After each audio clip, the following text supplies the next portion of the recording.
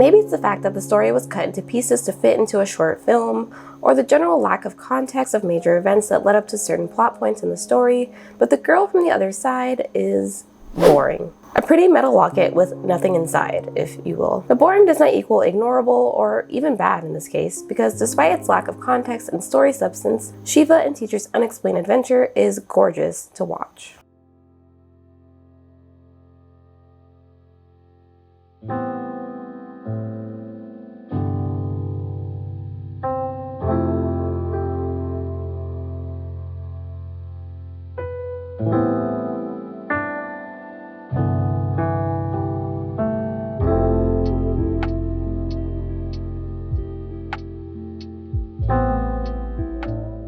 Welcome anime friends. If you are new here, there's one rule you must follow. Make sure to grab your cup because it's time to spill the anime tea. Today we're going to be diving into the unexplained, inexplicably beautiful world of The Girl from the Other Side and why it's not a very good adaptation from its source, but why that might not even matter.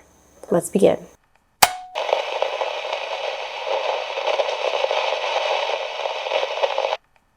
After watching Totsukuni No Shoujo, or The Girl from the Other Side, without context on a plane ride, I finished it feeling an immense love for the art style, but a shaky understanding of the actual story. The synopsis of the short film, broken down into 3 parts, is, well, wait, actually Crunchyroll didn't put a synopsis on their website. Okay, let me go check my anime list real quick and let you know. Okay, yeah, my anime list doesn't have a synopsis of the story either, so I guess I'm not the only one who's lost about what's going on in The Girl from the Other Side. There is a world divided into 2, the inside and the outside. The inside is a refuge for humans from chaotic, restless creatures who wander the outside. But disruption occurs when a human girl from the inside, Shiva, and a creature from the outside, referred to only as Teacher, begin to coexist together in the forest, getting along despite the dangers one possesses to the other. Despite the immediately interesting setup and how the manga is critically acclaimed, the anime seems to fall short with reviews in terms of determining if it's a good adaptation or not. I mean, there's lots of huge plot points that kind of get glanced over or unexplained in the hour-and-a-half film, and it kind of feels like we're thrown into the story before it actually starts. There's no real beginning. Because of this, I and many others who were left with questions that were not explained. Who is this auntie that Shiva talks about twice in the movie but is never shown? There's never a flashback of them or anything. Who is this mother person that the teacher has to go talk to? And who exactly are the creatures of the outside and how did they get cursed? I mean, granted, some of these questions probably would not be answered in even a short series of this work because there are 11 volumes of the mangas and there's a lot of lore and world building to get into. Still, despite that, there are some few plot points that feel like they needed to be introduced in order for an audience who has never read the source material to kind of understand what's going on. But what it is doing is making use of the art style from the manga and literally making it come to life in the most gorgeous, beautiful, what are other descriptive words for nice looking things?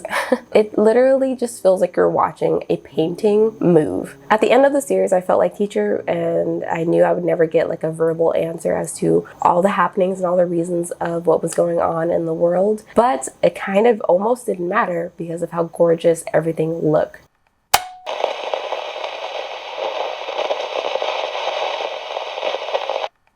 Coming back to the fact that The Girl from the Other Side is boring, there is a reason for this. It's known as Iyashikei, which is a type of genre where it's a series that is just for healing. It's a very peaceful watch, beautiful art style, and a simple story, so you can put it on in the background and kind of feel healed. Though The Girl from the Other Side does have several moments that feel kind of haunted and desperate and grim, for the most part, it is a very chill anime to watch, and that's why it would be seen as boring. Iyashikei is pretty boring anime or a pretty boring series. Their main emphasis is not to provide a compelling, hyped up action story. It's to allow people to chill out. It's not the first or last story to use the Beauty and the Beast structure to tell its story. I mean, it's a very common trope and story to use. I mean, even Belle uses this trope. The reason that this works so well for this film is that it allows any audience to kind of watch it without any expectation besides what we already know. You can kind of go into it and be like, oh yeah, this is a Beauty and the Beast type story, and that's all I really need to know in order to enjoy it.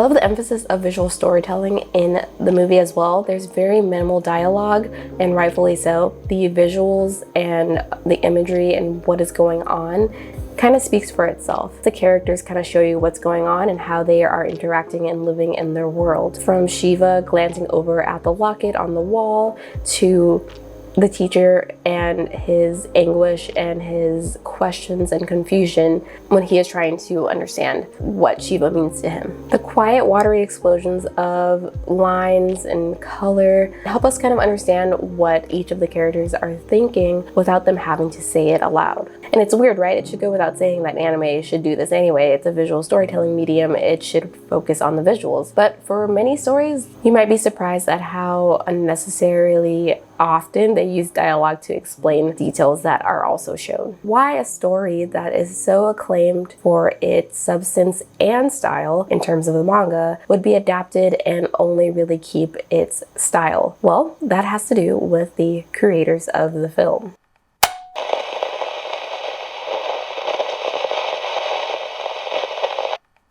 After adapting The Ancient Magus Bride, it's no surprise that Wit's name is behind yet another anime with a similar structure. Yet another magical world with a lost girl at its center who helps a human at heart but not so human looking being with their place in the world. However, the biggest departure from Wit Studio's Ancient Magus Bride and The Girl from the Other Side is that in Ancient Magus Bride there seems to be a vibrancy and a lightness to the way magic is used and a hopefulness to Ancient Magus Bride and Chisei's story, whereas in The Girl from the Other Side, there's kind of like this looming darkness sits heavily in the shadows of the background of our characters. Where director Norihiro Naganuma from Ancient Magus Bride focused on ephemeral scenes of magic to bring out the emotions of the dramatic story, directors Satomi Maiya and Yutaro Kubo seem to focus on emphasizing the quiet, shimmering darkness of The Girl from the Other Side. Both Maiya and Kubo are co-directors, screenplay writers, and character designers of the short film, which, hearing that they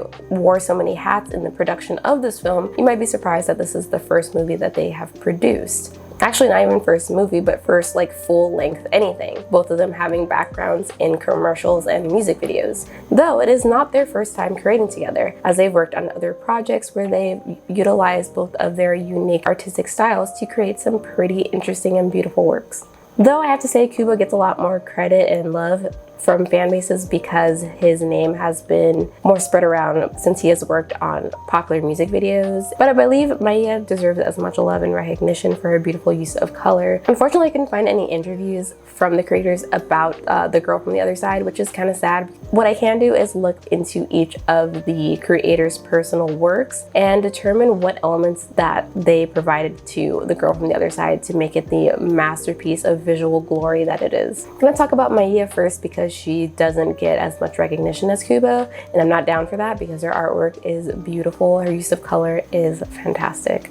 I watched two short works from her. One was her graduate student work, and the other was a commercial for a delivery company. Maiya's specialty is making use of colors to evoke these feelings of whatever she is trying to emphasize. In the short film Missing You, it was this contrast of warmth within the characters, which is this young girl and I believe her mother, who go out on an adventure into the snowy, icy wilderness in kind of remembrance of this person that the mother knew. And the contrast between the warmth of the characters in their subtle little simple facial features, which you will recognize instantly to be similar to Shiva's in The Girl from the Other Side, and how that contrasts with the harsh environment around them really draws you into the world. Same can be said for Friday's Promise, where a delivery man tries to get food to an elderly woman in different seasons and different times, and they kind of build a relationship, a bond of the older woman taking care of the young man who brings her food, and it leads to this really dramatic part where the man gets stuck in a snowstorm in order to give this woman her food, which she relies on to live on because she lives in the wilderness kind of by herself. It was so heartwarming. I literally cried at this commercial. It was too much. Anyway, I love the warmth of the grandmother and the the younger man when they are in the house together. It's just so subtle, like the rosy cheeks, the little dot eyes. It's a really beautiful, simple art style. Maiya's works clearly make use of a lot of watercolor, pastels, and colored pencils. Everything has this kind of sketched out on paper feeling, and it feels almost like a flip book of what's going on, like the way the characters move, how they're just standing still but like shivering or shimmering with this kind of artistic beauty that is also prevalent in The Girl from the Other Side is so nice to watch. I loved watching her films. They just make you feel so warm and they're so sweet. I especially love how the warmth in her characters contradict the settings and environments that they are in. Even in The Girl from the Other Side, Shiva has like a small amount of like rosiness to her cheeks,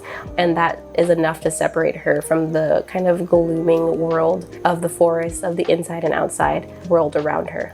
Okay, now let's move on to Kubo, who gets a lot of love already. So some people might be familiar with him because he has worked on some popular music videos for some well-known bands, including a music video which was directed by Shinichiro Watanabe for Flying Lotus for the song More, featuring Anderson .Paak, which is a really, really cool music video. We haven't watched it yet. It's amazing. Very much Adult Swim Toonami vibes. But similar to Maiya, Kubo loves to work with paper and like physical materials. So he makes use of pen, and he also has this kind of flip book explosive style where his pen work kind of gets erratic and is all over the place in like the most expressive way. You can see the use of color by Maiya and his pen work in 2 music videos that they both directed together. One is called Tariba and the other is Ribbon. Both of them have subtle uses of colors, and I love the little creepy gremlin monsters that Kubo creates. Drawing back to the music video that he worked on as a key animator, More, there are clear moments where you can see his influence or his work. There's like a transformation scene in that music video, this line work where everything's kind of blurred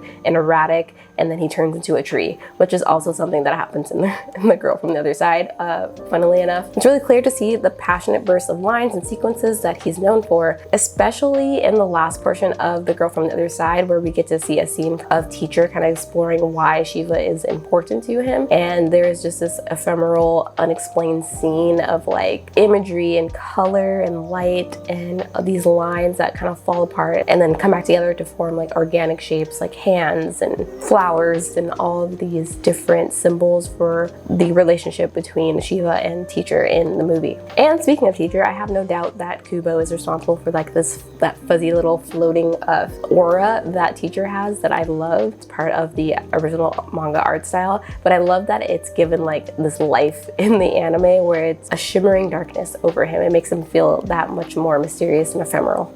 Though the screenplay is debatably not well received, what is undisputed is the art style of the film. Directors and team behind The Girl from the Other Side seem to have focused on trying to capture the essence of the story rather than the story itself. I mean, I can't completely blame them since they only had like an hour and a half film to work with in order to attempt to adapt 11 volumes of the story, which just can't be done. I'm kind of glad that it ended up being a film. This is a type of work that needs to be seen on like a big screen. I wish I did watch it on the big screen instead of on like Crunchyroll's little app. There was just so much that I wanted to explore visually with my eyes that I could not on a tiny screen. So I hope one day that this gets put into an actual theater where I can watch it. Another positive thing about the film and its adaptation style, I should say, is that it kind of feels more like a trailer for the manga. Like if you just wanted to be kind of drawn in by this beautiful story between a girl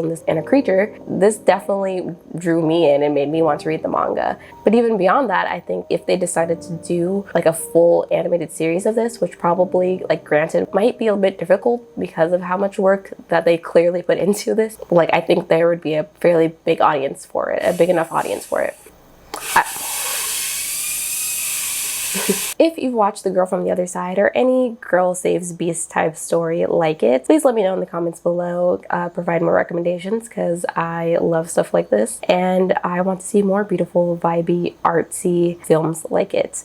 As always, my name is Phoenix and I dive into the visual world of storytelling in anime and sometimes manga on a weekly basis. If you want to see more videos where I break down some incredible art styles from anime, click on one of the options on the screen. Thank you so much for watching and I'll see you guys in the next one. Peace!